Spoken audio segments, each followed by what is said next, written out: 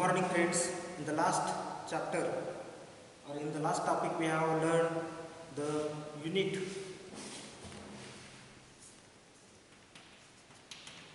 Unit म्हणजे काय फायदा होतो आपण तर युनिटलाच आपण एकक असं म्हणतो आणि याची डेफिनेशन जी आहे ती आपण काय केली होती. एकक म्हणजे काय की ज्या भौतिक राशी मोजण्यासाठी जी परिमाणं आपण वापरतो त्यांनाच एकक असं आपण म्हणतो. The reference standard used for the measurement of physical quantity is called as unit. Unit ची definition काय? The reference standard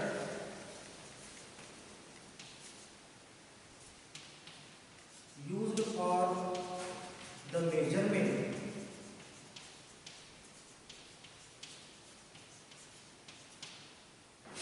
of physical quantities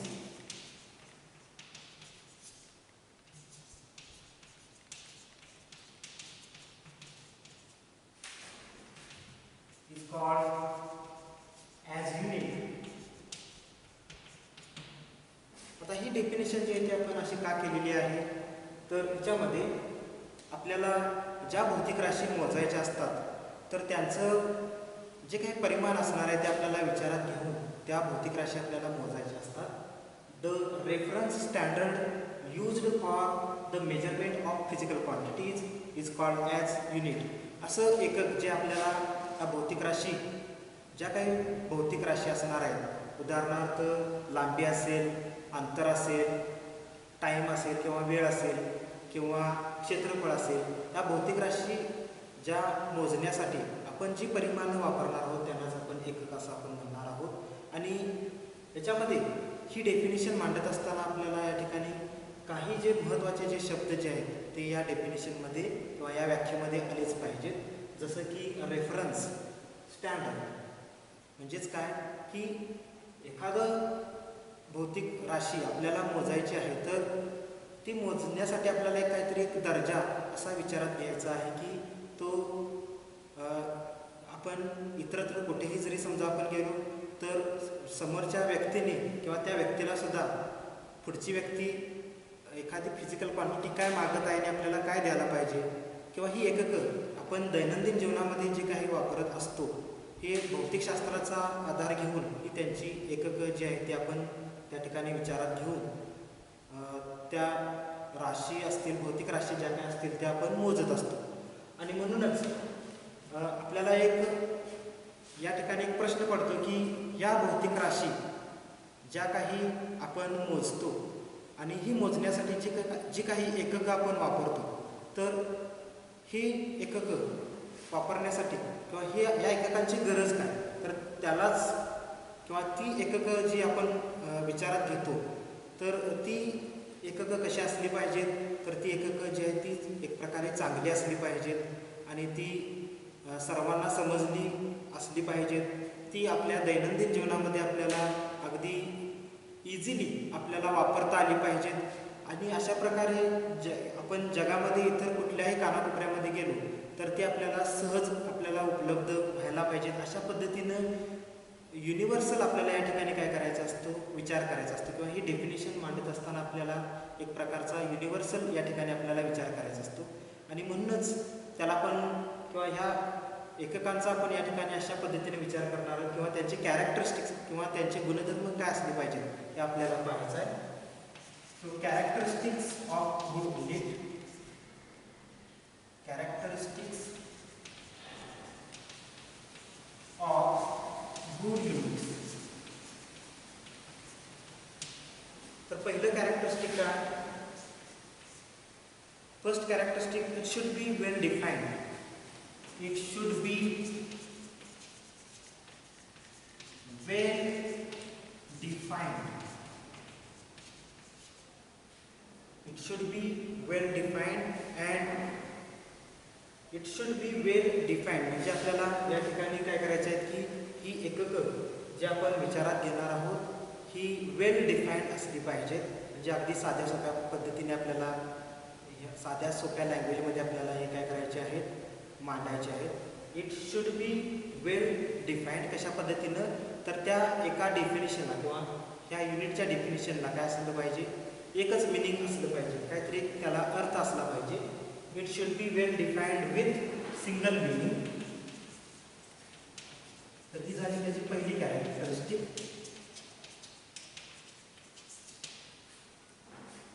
First characteristic of good unit is that it should be well defined with single meaning. जे definition आपण मांडलेले आहे त्याला एक काहीतरी एक प्रकारचा अशा पद्धतीने अर्थ असला पाहिजे. सेकंड कॅरेक्टरिस्टिक काय, it should be easily reproducible.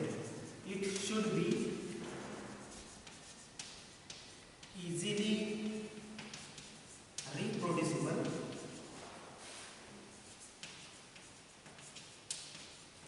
at all places. आपण इतर कोणत्याही ठिकाणी जर समजा आपण गेलो तर त्या ठिकाणी जी काही एकक जे आहे ते आपल्याला सहज उपलब्ध झाले पाहिजे.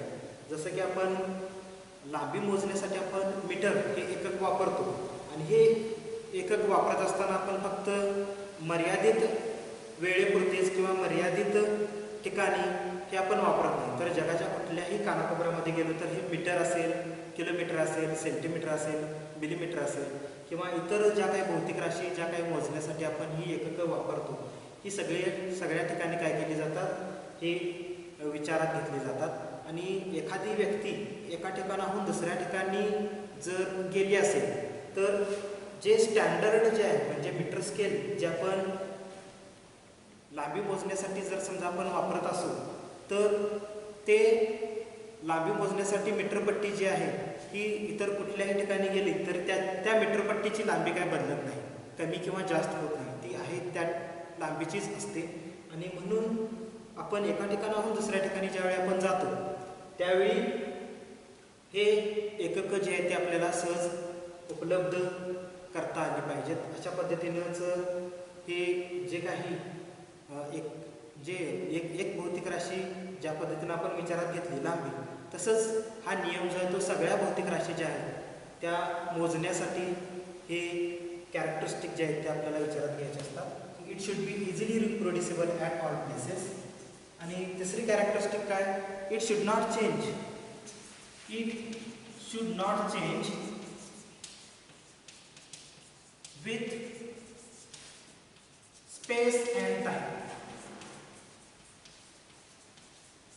It should not change with space and time. Change म्हणजे काय, बदलणे. नॉट चेंज म्हणजे बदलणार नाहीत. कशाबरोबर, स्पेस म्हणजे काय, जागा अथवा ठिकाण. टाइम म्हणजे काय, वेळ. म्हणजे जर आपण एका ठिकाणाहून दुसऱ्या ठिकाणी गेलो असेल किंवा वेळेनुसार ही एकक जी आहेत किंवा ही एकक ही बदलत नाहीत. So it should not change with space and time.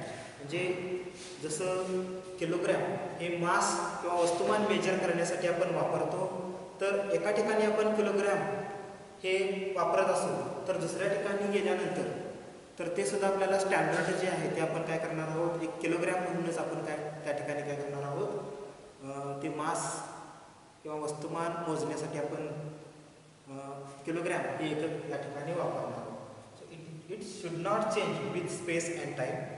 चौथी कॅरेक्टरिस्टिक काय, so it should be easily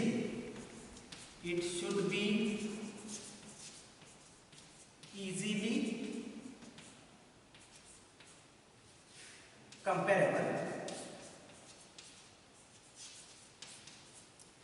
It should be easily comparable. Comparable म्हणजे आपण एका युनिटचं कंपॅरिझन आपण दुसऱ्या युनिटमध्ये आपण करतो, तशा पद्धतीने आपल्याला हे त्याचं इझिली आपल्याला कम्पेअर हे करता आली पाहिजे. It should be easily comparable and readily available.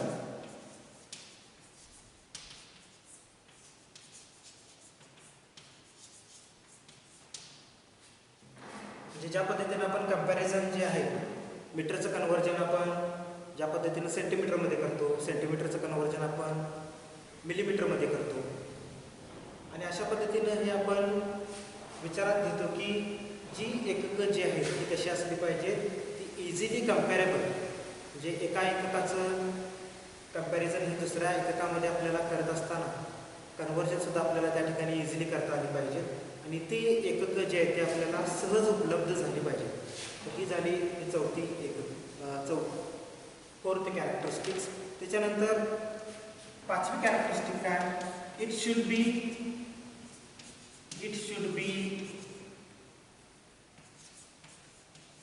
Universally accepted.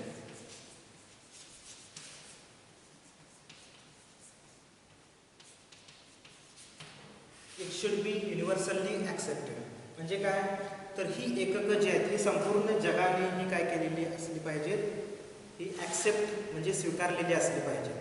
आता पूर्वीच्या काळी कसं होतं की जे काही वेगवेगळे देश जे काय होते, वेगवेगळ्या देशांच्या मध्ये ही वेगवेगळी जी आहेत ही एककं वापरली जात असायची.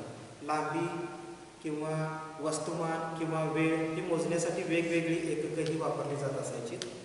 जसं की ब्रिटिश लोक ही त्यांची ब्रिटिश सिस्टीम वापरत असायचे. अमेरिकन लोक जे आहेत ती अमेरिकन सिस्टीम किंवा त्या काळामधले अमेरिकेची लोक जे आहेत ती त्या काळामध्ये लांबी, वस्तुमान, टाईम या भौतिक राशी मोजण्यासाठी किंवा त्यांची एककं वापरत असायचे. किंवा जपानचे लोक जे आहेत ते त्यांची एककं वापरत असायचे आणि इंडियन लोक ही त्यांची एककं वापरत असायचे. पण कालांतराने काय झालं की जर समजा एका देशामधील व्यक्ती हा दुसऱ्या देशामध्ये गेला आणि भौतिक राशी जर समजा त्याला काहीतरी त्या ठिकाणी मेजर करायचे असतील तर त्याला त्या ठिकाणी प्रॉब्लेम येऊ लागला. किंवा तिकडचा एखादा व्यक्ती जर समजा दुसऱ्या देशामध्ये गेला तर त्याला प्रॉब्लेम येऊ लागले.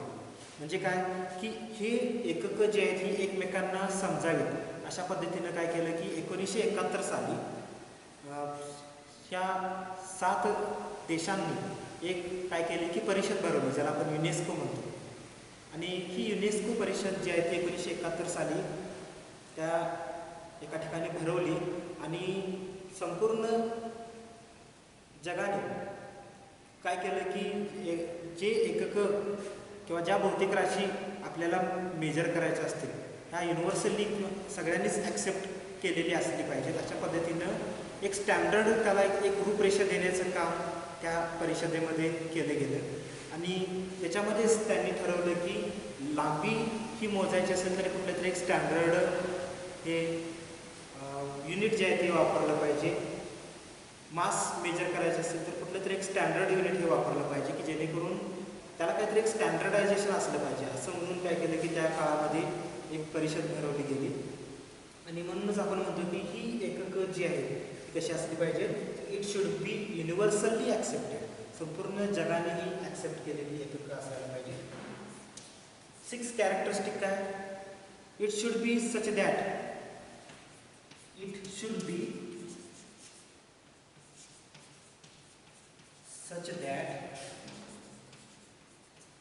should be such that the quantity measured with it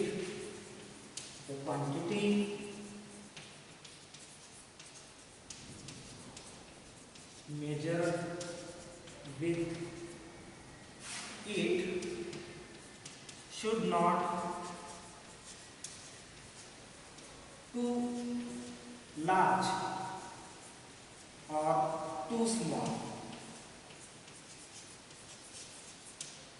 तर ही 6वी कॅरेक्टरिस्टिक्स आपल्याला काय सांगते, तर ज्या भौतिक राशी आपण मोजणार आहोतच, it should be such that the quantity measured with it should not too large or too small.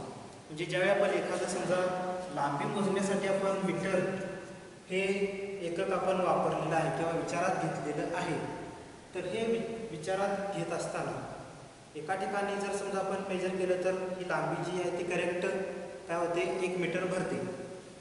समजा एखाद्या वस्तूची लांबी जी आहे किंवा टेबलची लांबी 1 मीटर भरते. पण दुसऱ्या ठिकाणी जर समजा आपण दुसरी वस्तू मोजण्यासाठी आपण गेलो तर हे युनिट जे आहे ते बदलतं नसावं. आणि एका ठिकाणी जर समजा आपण जे लांबी आपण मोजलेली असणार आहे तर ती दुसऱ्या ठिकाणी गेल्यानंतर तेच स्टँडर्ड वापरल्यानंतर ती भौतिक राशी जी आहे ती कमी पडता कामा नये किंवा जास्त होता कामा नये. आणि अशा पद्धतीने आपल्याला हे विचारात घ्यायचं आहे की जगामध्ये आपण कोणत्याही ठिकाणी गेलो तर लांबी जी आहे ते जे आपण एकक वापरणार आहोत किंवा जे मेजरमेंटसाठी जे आपण साहित्य किंवा साधन जे काही वापरणार आहोत तर ते काय असायला पाहिजे, स्टँडर्ड असायला पाहिजे. ते एका ठिकाणी जर समजा 1 मीटर लांबी ही करेक्ट दाखवत असेल तर दुसऱ्या कोणत्याही ठिकाणी गेल्यानंतर एखाद्या भौतिक राशीची लांबी जी आहे ती करेक्ट 1 मीटरच दाखवायला पाहिजे.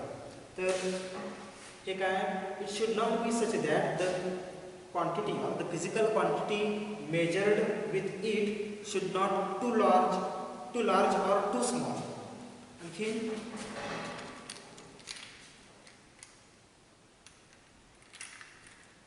सातवी जी कॅरेक्टरिस्टिक आहे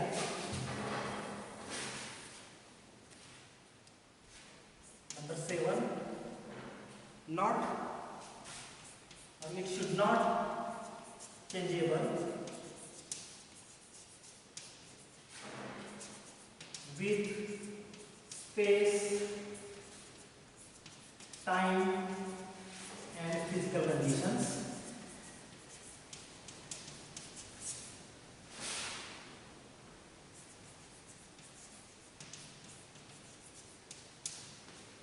Not changeable with space, time and physical conditions.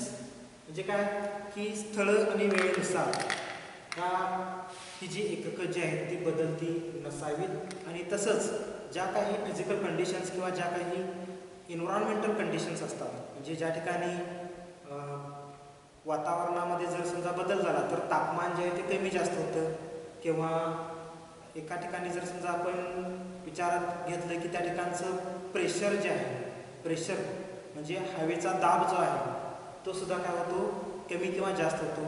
तर अशा कंडिशन्सला ही एककं जी आहेत ही बदलती नसावीत, ही काय असायला पाहिजे, ही फिक्स असायला पाहिजेत किंवा ते एक स्टँडर्डच असायला पाहिजेत. अशा पद्धतीने ह्या महत्त्वाच्या ज्या काय आहेत ह्या कॅरेक्टरिस्टिक्स आहेत. आणि आपण युनिटची डेफिनेशन जी आहे ती सुरुवातीला अशाच पद्धतीनं ही डेफिनेशन केलेली आहे. काय, the reference standard used for the measurement of physical quantity. आणि ही डेफिनेशन जी आहे ही डेफिनेशनसुद्धा काय की एक प्रकारची एक स्टँडर्डच डेफिनेशन आहे. त्याच्यामध्ये आपल्याला या कॅरेक्टरिस्टिक्सचा, या 7 कॅरेक्टरिस्टिक्स ज्या आहेत यांचा विचार करून ही डेफिनेशन बनवलेली आहे. म्हणजेच काय की ज्या भौतिक राशी आपण मोजतो आणि ज्या भौतिक राशी मोजण्यासाठी जी परिमाणं वापरतो त्यांनाच आपण एककं असं आपण म्हणतो. जसं की तापमान मोजायचं असेल तर आपण केल्विन वापरतो किंवा मास मेजर करायचं असेल तर आपण किलोग्रॅम यूज करतो किंवा टाईम मेजर करायचा असेल तर सेकंद वापरतो. तर ही काय झाली, तर ही या भौतिक राशी मोजण्याची जी काही एककं आहेत त्यांना आपण युनिट्स, इंग्रजीमध्ये आपण त्यांना युनिट्स असं म्हणायचं आहे. याच्यानंतर आपण काय पाहिलं होतं तर फंडामेंटल क्वांटिटी किंवा फिजिकल क्वांटिटी म्हणजे काय पाहिलं होतं. The quantity which is measured are called as physical quantities. ज्या राशी आपण मोजतो त्यांना भौतिक राशी असं म्हणायचं आहे. आणि या भौतिक राशी ज्या आहेत या भौतिक राशी या किती प्रकारच्या असतात किंवा किती प्रकारच्या आहेत, तर या भौतिक राशी ज्या आहेत त्या 3 प्रकारच्या आहेत. Physical quantities are there are 3 types of physical quantities. One is the fundamental physical quantity. Fundamental physical quantities. The definition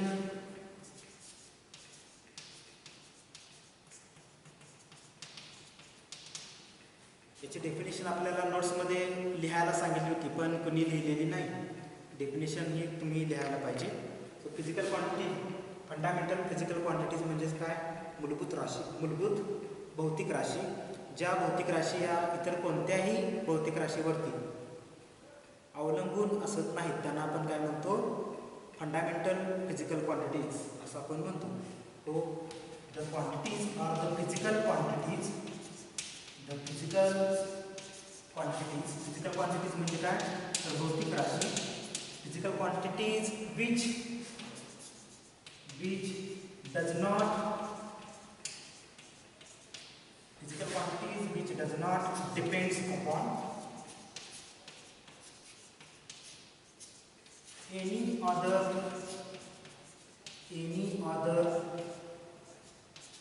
physical quantities, any other physical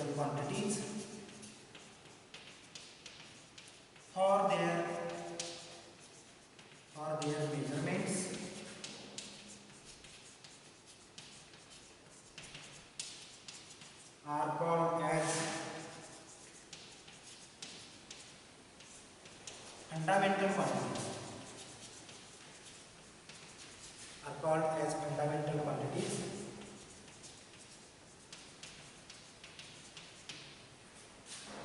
The physical quantities म्हणजे काय? भौतिक राशी, ज्या भौतिक राशी which does not depends upon, ज्या भौतिक राशी या इतर कोणत्याही राशीवरती, म्हणजेच काय, which does not depends upon any other physical quantities for their measurements.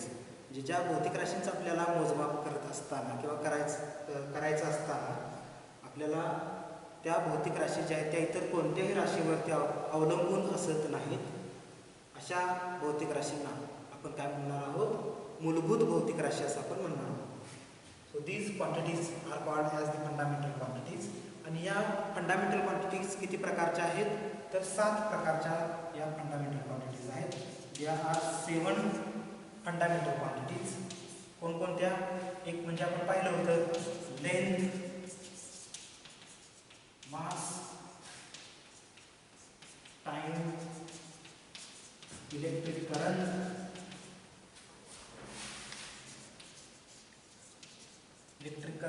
म्हणजे विद्युत धारा, लेंथ लांबी, मास वस्तुमान, टाइम वेळ, इलेक्ट्रिक करंट म्हणजे विद्युत धारा, थर्मोडायनॅमिक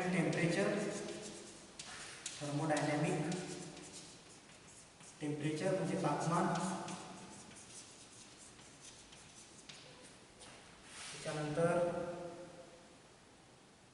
ल्युमिनस इंटेन्सिटी, प्रकाशाची तीव्रता, ल्युमिनस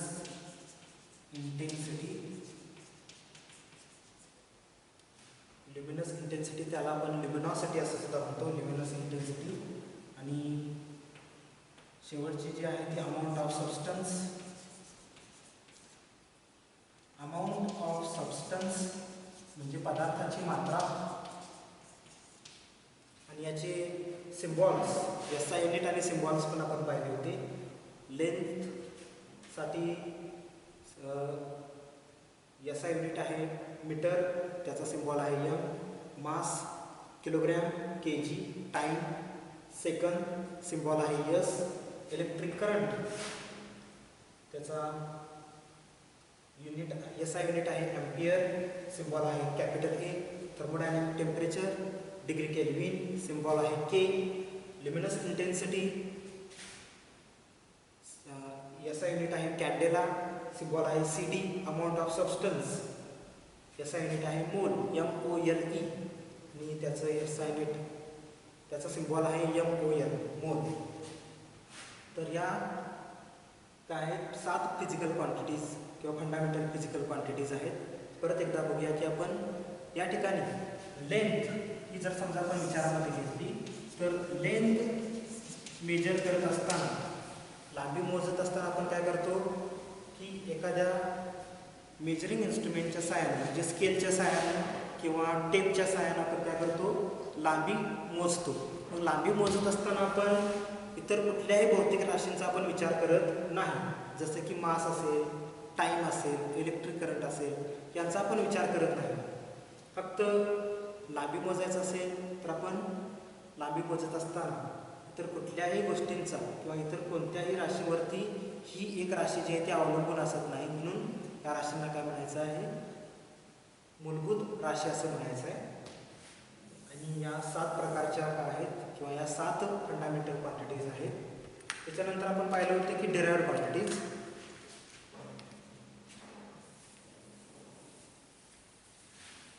डिराइव्हड म्हणजेच विशिष्ट राशी. Number 2 derived quantities, derived physical quantities.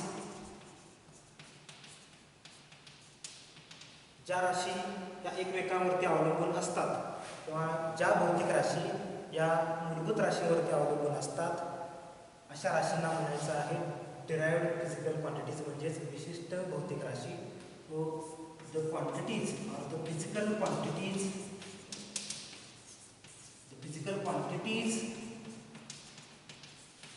which depends अवलंबून असणे.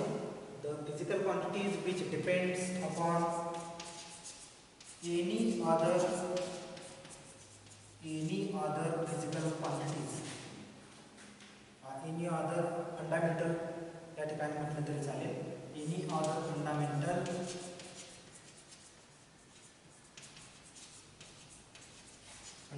Quantities.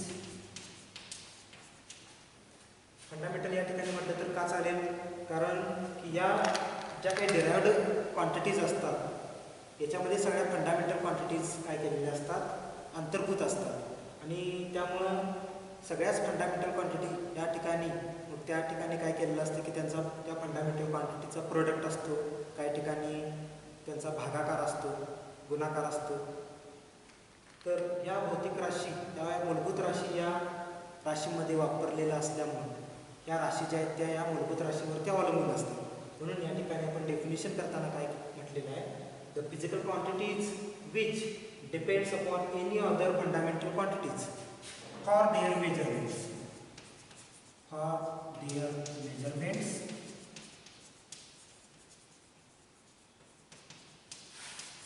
are called as derived quantities.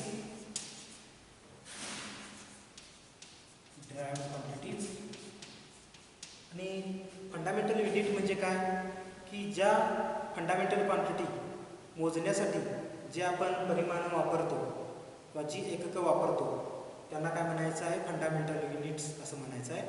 The units which is used for the measurement of fundamental quantities are called as fundamental units.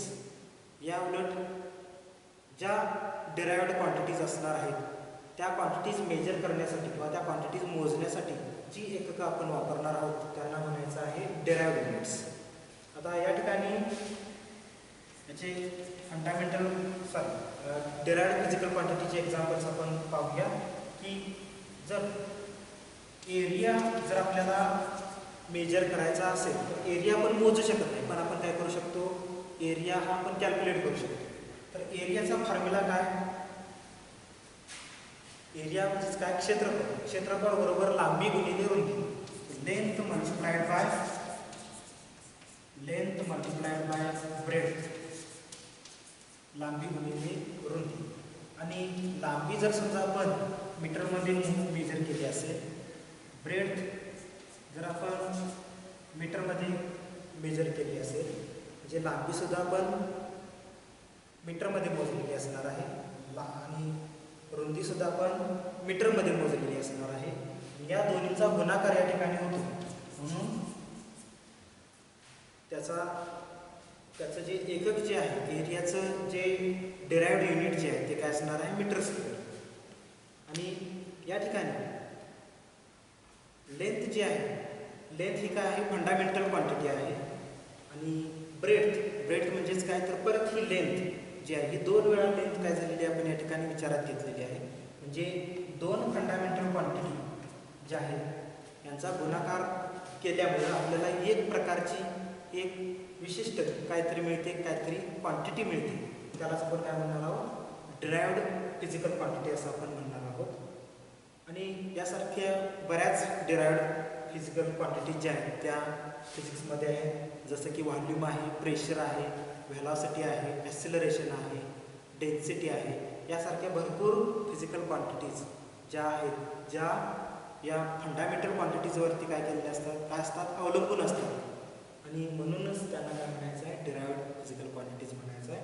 आता या ठिकाणी metre square जे आहे, आता या ठिकाणी हे मीटर स्क्वेअर काय झालेलं आहे किंवा स्क्वेअर मीटर असं आपण म्हणतो, मीटर स्क्वेअर किंवा स्क्वेअर मीटर असं आपण म्हणतो.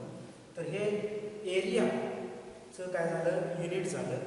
आणि ही एरिया जी आहे ती कोणती क्वांटिटी आहे, डिराइव्हड क्वांटिटी आहे. आणि म्हणून डिराइव्हड क्वांटिटीचं एकक जे आहे किंवा डिराइव्हड क्वांटिटीचं युनिट जे आहे ते काय असतं, डिराइव्हड युनिट. आणि म्हणून डिराइव्हड युनिटची डेफिनेशन आपण अशा पद्धतीने करू शकतो, the unit of derived quantities, the units of derived quantities are called as the derived units. आणि या व्यतिरिक्त आणखीन 2 ज्या राशी आहेत आपण पाहिल्या होत्या. एक म्हणजे प्लेन अँगल किंवा त्याला आपण प्रतल कोन असं सॉलिड अँगल, त्यालाच आपण घनकोन असं म्हणतो, तो त्यांना काय म्हणायचं असतं, सप्लिमेंटरी क्वांटिटीज. म्हणजे सप्लिमेंटरी फिजिकल क्वांटिटीज, ज्या भौतिक राशी या फंडामेंटल म्हणजेच काय मूलभूत राशी सुद्धा नसतात, ज्या भौतिक राशी ह्या विशिष्ट राशी सुद्धा नसतात, अशा राशींना आपण काय म्हणणार आहोत, सप्लिमेंटरी म्हणजेच पुरवलेल्या क्वांटिटीज, पुरवलेल्या राशी असं आपण म्हणणार आहोत. The quantities or the physical quantities, the physical quantities which neither fundamental nor derived are called as the supplementary quantity.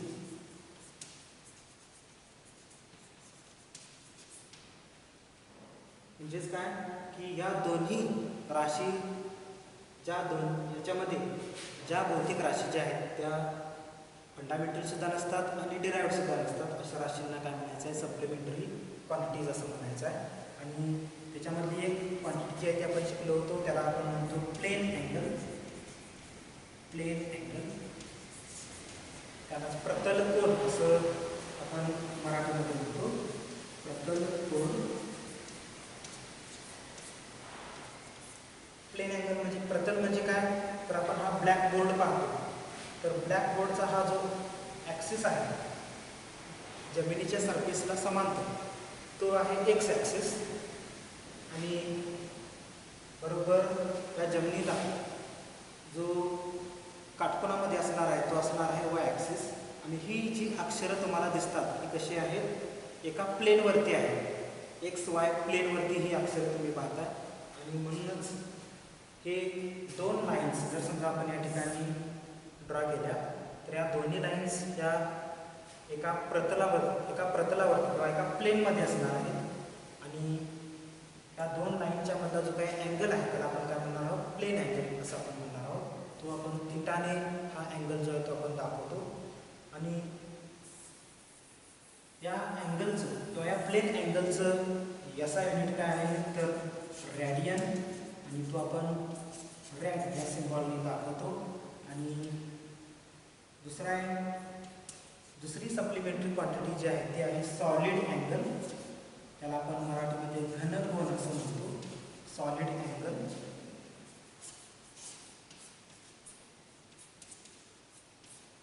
घन म्हणजे काय तर तीन ॲक्सिस असतील, एक्स वाय झेड, तर त्याच्यामध्ये ती आपण वस्तू पाहतो आणि त्यांच्यामध्ये जो काही अँगल असणार आहे तर आपण काय म्हणणार आहोत, सॉलिड अँगल. आता सॉलिड अँगल हे पण पहिल्या लेक्चरमध्ये आपण पाहिलेलं आहे.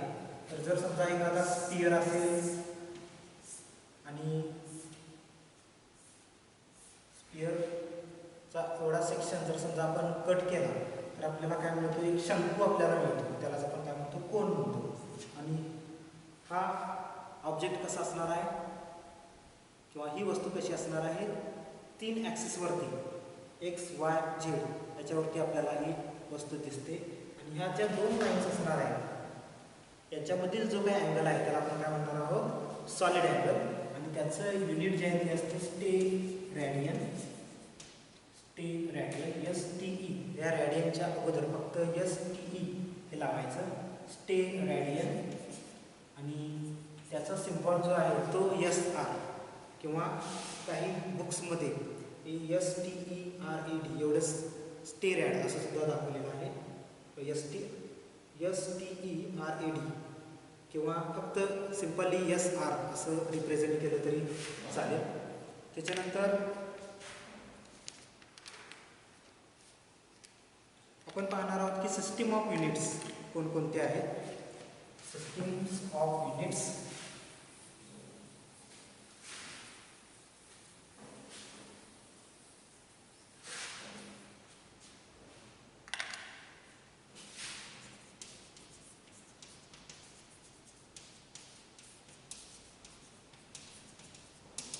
सिस्टीम्स ऑफ युनिट्स, त्याच्यामध्ये एक महत्त्वाचे 4 सिस्टीम आहेत. पहिली सिस्टीम जी आहे ती आहे एक म्हणजे CGS सिस्टीम.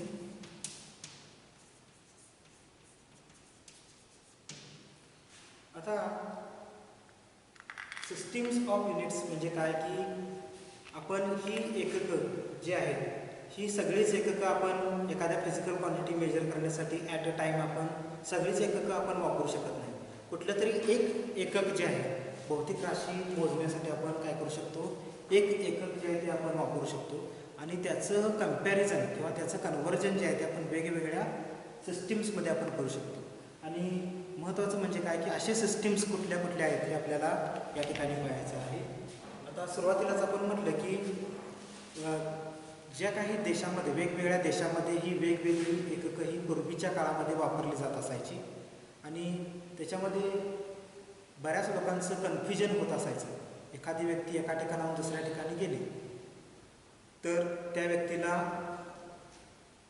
जी वस्तू हवी असेल आणि त्याची जी काय भौतिक राशी सहित त्याला हवी असेल तर ती वस्तू मागत असताना सुद्धा किंवा समोरच्याला देणाऱ्याला सुद्धा त्या ठिकाणी बरेच प्रॉब्लेम्स येत असायचे. मग अशा सिस्टीम्स कुठल्या कुठल्या आहेत की ह्या आपण अजूनही वापरतो आहोत. तर पहा, पहिली सिस्टीम जी आहे ती आहे CGS सिस्टीम आणि या सिस्टीममध्ये लेंथ जी आहे, लेंथ या ठिकाणी काय विचारात घेतलेलं आहे की पहिल्या 3 फंडामेंटल क्वांटिटी ज्या आहेत त्याचं ॲब्रिव्हिएशन आपण या ठिकाणी विचारात घेऊया. मासचं ॲब्रिव्हिएशन आहे T आणि टाईमचं ॲब्रिव्हिएशन जे आहे ते T. आणि या महत्त्वाच्या म्हणजे पहिल्या 3 ज्या काय आहेत किंवा ज्या फंडामेंटल क्वांटिटीज ज्या काय आहेत त्यांना आपण बेस क्वांटिटीसुद्धा असं आपण म्हणतो. जेणेकरून याच्यावर आधारित ह्या ज्या काही सिस्टीम्स किंवा ज्या काही सिस्टीम्स आपण पाहतो की ज्या मोजमापासाठी सिस्टीम्स वापरल्या जातात तर याच्यामध्ये ज्या भौतिक राशी जी आहे लांबी, ज्या सिस्टीममध्ये लेंथ ही मोजण्यासाठी काय वापरतो आपण, युनिट जे आहे ते सेंटीमीटर वापरतो.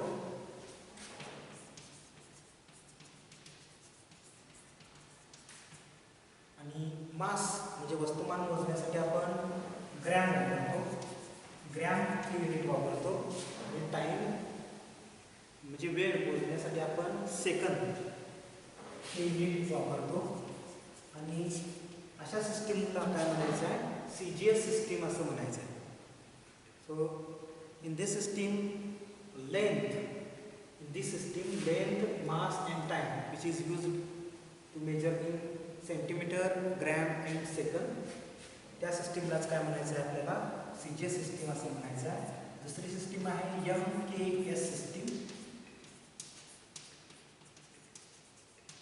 MKS सिस्टीम, या सिस्टीममध्ये लेंथ जी आहे ती मीटरमध्ये मोजली जाते, लांबी जी आहे ती मीटरमध्ये मोजली जाते, मास म्हणजे वस्तुमान जे आहे ते किलोग्रॅममध्ये मोजलं जातं आणि टाईम जो आहे तो सेकंदमध्ये मोजला जातो. या सिस्टीमला म्हणायचं आहे MKS सिस्टीम. MKS सिस्टीम, या सिस्टीमला म्हणायचं आहे CGS सिस्टीम. आणखीन तिसरी सिस्टीम जी आहे ती आहे FPS सिस्टीम. FPS सिस्टीम या सिस्टीमलाच काय म्हटलं जातं, ब्रिटिश सिस्टीम असं सुद्धा म्हटलं जातं. This system is also known as the British system. म्हणजे का ब्रिटिश सिस्टीम का म्हणायचं आहे की पूर्वीच्या काळामध्ये ब्रिटिश लोक जे आहेत ती लेंथ जी आहे ती फूटमध्ये मेजर करत असायची. आपण फूट जे आहे ते लांबी मोजण्यासाठी फूट अजूनसुद्धा वापरतो. Length is measured in foot, mass is measured in pound, वस्तुमान हे पाऊंडमध्ये मोजलं जातं आणि टाईम जो आहे तो सेकंदमध्ये मोजला जातो. आणि या सिस्टीमला काय म्हणायचं आहे तर FPS सिस्टीम. आणि याच्यामध्ये किंवा या सिस्टीमला ब्रिटिश सिस्टीम असं सुद्धा म्हटलं जातं. आणि चौथी जी सिस्टीम जी आहे ती आता प्रचलित आहे, म्हणजे आता सध्या जी आपण ही जी सिस्टीम वापरतो त्याला म्हणायचं आहे SI सिस्टीम किंवा त्याला system of international of units असं सुद्धा म्हटलं जातं. त्याचं ॲब्रिवेशन जे आहे ते 2 अक्षरांमध्ये केलेलं आहे. System of international of units म्हणजेच SI युनिट्स किंवा SI सिस्टीम. आणि ज्या फिजिकल क्वांटिटीज ज्या काही असणार आहेत त्या सध्या आपण वापरतो, की जेणेकरून 1971 साली या युनेस्कोनं परिषद भरवली आणि त्यांनी एक या सर्व सिस्टीम्स या विचारात घेऊन आणि सगळीकडेच समान वापरात इझिली सिस्टीम जी आहे ती वापरता यायला पाहिजे अशा पद्धतीने त्याच्यावरती सर्व देशांनी मिळून विचार केला आणि या सिस्टीमला मान्यता मिळाली. यालाच म्हणायचं आहे SI सिस्टीम. ही सध्या प्रचलित आहे आणि ही सिस्टीम जी आहे ती पूर्ण जगाने किंवा पूर्ण सर्वांनीच किंवा सर्व देशांनीच ही सिस्टीम जी आहे ती ॲक्सेप्ट केलेली आहे. So this system is accepted by all the countries in the universe and this system is called as the SI system किंवा त्याला आपण म्हणतो सिस्टीम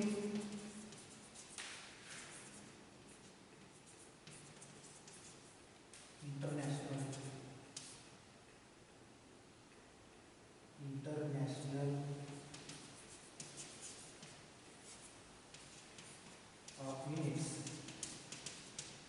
आणि जी एकक जी आहेत ही या SI सिस्टीममध्ये आपण काय करतो मोजतो, त्यांनाच आपण काय म्हणणार आहोत SI सिस्टीम किंवा SI युनिट्स असं आपण म्हणणार आहोत. आता याच्यानंतर आपण पुढील भागामध्ये डायमेन्शन्स ऑफ फिजिकल क्वांटिटीज म्हणजे डायमेन्शन्स म्हणजे काय, तर डायमेन्शन या शब्दाचा अर्थ आहे आकारमान.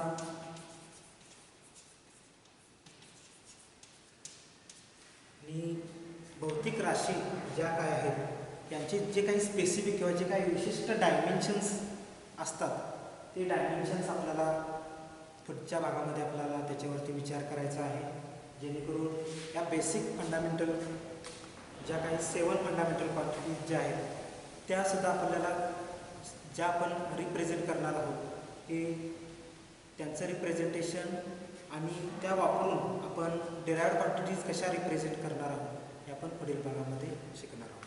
थँक्यू.